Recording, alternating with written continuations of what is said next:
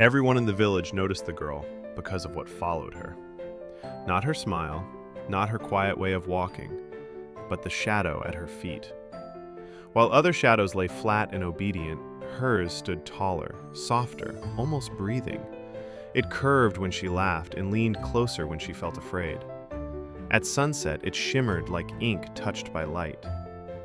The girl's name was Alara, and she learned early that her shadow was not just a shadow at all. The first time she gave a piece of it away, she was very young. A boy in the village was crying by the river, staring at a broken wooden boat that would no longer float. Alara knelt beside him, unsure what to say. Her shadow stretched forward on its own, thinning like mist, and wrapped around the cracked wood. When it pulled back, the boat was whole again, stronger than before. The boy laughed. The river carried the boat away. Alara looked down and noticed her shadow was smaller. From that day on, the village came quietly at first. A baker whose oven would not warm, a grandmother whose garden had gone pale, a child afraid of the dark. Each time, Alara's shadow reached out, reshaping itself into warmth, color, or courage, and each time it returned a little less. Alara never refused. Giving felt right. Giving felt like who she was. As the years passed, word traveled beyond the village, carried by wheels and whispers, until it reached the white stone towers of the capital.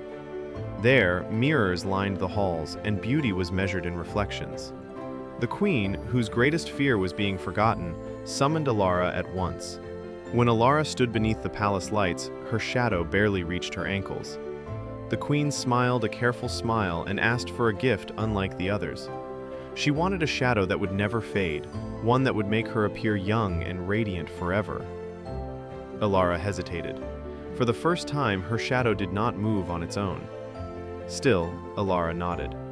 Her shadow rose slowly, peeling away from her feet. It stretched across the marble floor, then folded into the queen's reflection.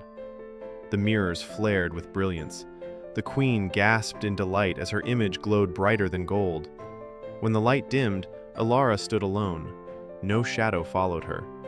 The palace felt colder after that. So did the road home. Without her shadow, Alara felt lighter, but not in a good way. The ground beneath her feet felt distant, as if she no longer fully belonged to the world. At night, the stars seemed sharper, farther away. Back in the village, people thanked her, but their smiles wavered. The gardens bloomed, the ovens burned, yet something gentle had gone missing. Then the dreams began. Alara dreamed she was standing in sunlight, searching for her shadow, only to see it far away, trapped inside mirrors, growing thinner each time the queen admired herself. One morning, Alara woke with a certainty she could not ignore. Her shadow had not only given pieces of itself away, it had been protecting something. Alara returned to the capital, unnoticed at first.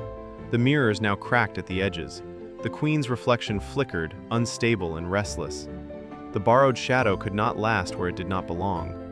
When Alara stepped into the throne room, the mirrors began to dim. She spoke no words, yet the shadow within the glass stirred. Slowly, it peeled away from the reflections and flowed back across the floor, rising toward Alara like a long-lost breath. But it did not fully rejoin her.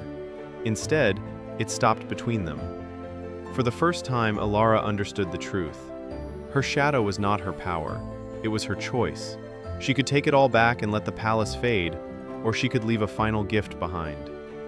Alara knelt and touched the shadow gently. It divided, not weakening this time, but growing stronger.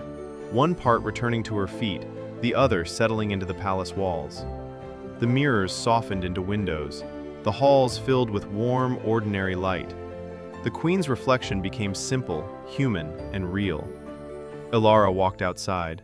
Her shadow followed her once more, full and steady, moving in harmony with her steps. It no longer reached for others on its own. Back in the village, life continued as before, but something had changed.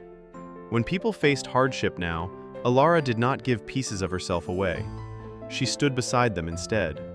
Sometimes, her shadow stretched just enough to remind them they were not alone. And when children asked why her shadow looked different from everyone else's, Alara only smiled, because she had learned that kindness was not meant to disappear. It was meant to return, whole, to the one who chose to give it.